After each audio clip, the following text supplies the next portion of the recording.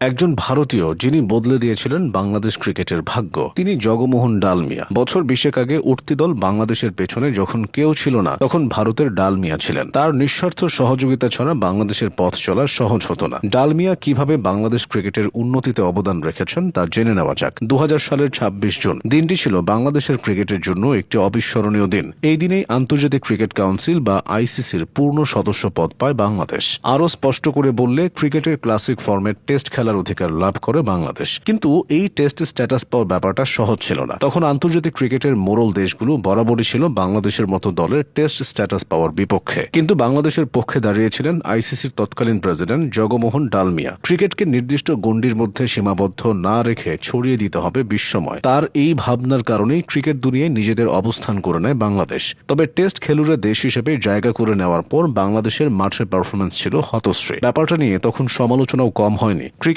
বিশ্লেষকরা অনেকেই বলতেন, আইসিসিতে শুধু প্রভাব বলয় তৈরি করার জন্য টেস্ট খেলুড়ে দেশ হিসেবে প্রস্তুতিহীন বাংলাদেশকে এই স্ট্যাটাস দেওয়া হয়েছে। বাংলাদেশের হয়ে ডালমিয়া সেই অভিযোগ খণ্ডন করেছিলেন। তিনি বলেছিলেন, এই উপমহাদেশ থেকে 3টি দেশ বিশ্বকাপ জিতেছে, চতুর্থ দেশ হিসেবে বিশ্বকাপ জিতবে বাংলাদেশ, তবে তাদেরকে একটু সময় দিতে হবে। জগমোহন ডালমিয়ার সাথে অবশ্য বাংলাদেশ ক্রিকেটের পরিচয় হয়েছিল বেশ আগেই। তিনি জানতেন বাংলাদেশে ক্রিকেট কতটা জনপ্রিয়। 1988 সালে বাংলাদেশের মাটিতেই সফলভাবে আয়োজিত হয়েছিল এশিয়া কাপের তৃতীয় আসর। তখন কলকাতার পার ব্যবসায়ী ডালমিয়া বুঝে ফেলেছিলেন জনবহুল বাংলাদেশে ক্রিকেটের বড় একটি বাজার আছে। সেই ভাবনা থেকেই তিনি বাংলাদেশে আয়োজন করেন মিনি বিশ্বকাপ ক্রিকেটের আসর। 1998 সালে অক্টোবরে নকআউট পদ্ধতিতে আয়োজিত সেই জমজমাট টুর্নামেন্টে অংশ নিয়েছিল ওই সময়ের সবগুলো টেস্ট খেলা দল। ওয়েলস ইন্টারন্যাশনাল কাপ নামে পরিচিত সেই প্রতিযোগিতায় পরবর্তীতে চ্যাম্পিয়ন্স ট্রফি হিসেবে আইসিসির স্বীকৃতি পায়। মিনি বিশ্বকাপ বাংলাদেশকে আয়োজন করতে দিয়ে আরও একটি গুরুত্বপূর্ণ কাজের সমাধানও করেছিলেন জগমোহন ডালমিয়া।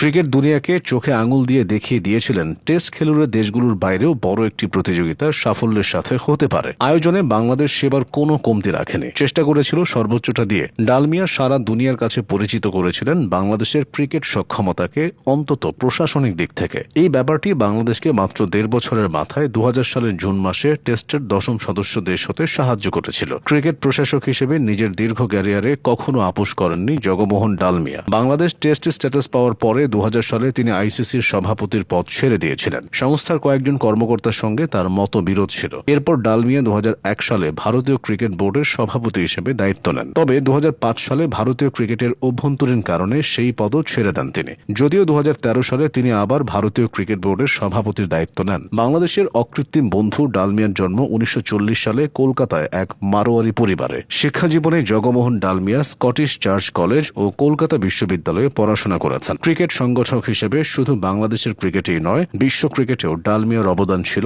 অসামান্য। তিনি আইসিসির প্রেসিডেন্ট হয়ে প্রায় দেউলিয়া হতে চলা সংস্থাটিকে পৌঁছে দিয়েছিলেন সমৃদ্ধির চূড়ায়। ক্রিকেটকে বাণিজ্যকরণের তিনি ছিলেন স্বপ্নদ্রষ্টা। তিনি ভারতীয় ক্রিকেট বোর্ড তথা বিসিসিআইকেও ধনকুবের করে তুলেছিলেন। নিজের দীর্ঘ ক্যারিয়ারের ইতি টেনে 2015 সালের 20 সেপ্টেম্বর না ফেরার দেশে পাড়ি জমান এই সফল ক্রিকেট সংগঠক। ক্রিকেটে বাংলাদেশের উঠতি সময়ে যা যা করার দরকার ছিল তিনি সেসব করে গেছেন। হাঁটি হাঁটি পা পা করে বাংলাদেশ ক্রিকেট এখন বেশ কিছু দূর এগিয়েছে। ভারত তো বটেই, ডালমিয়াকে বাংলাদেশ কখনো ভুলবে না, এ কথা নিঃসন্দেহে বলা যায়।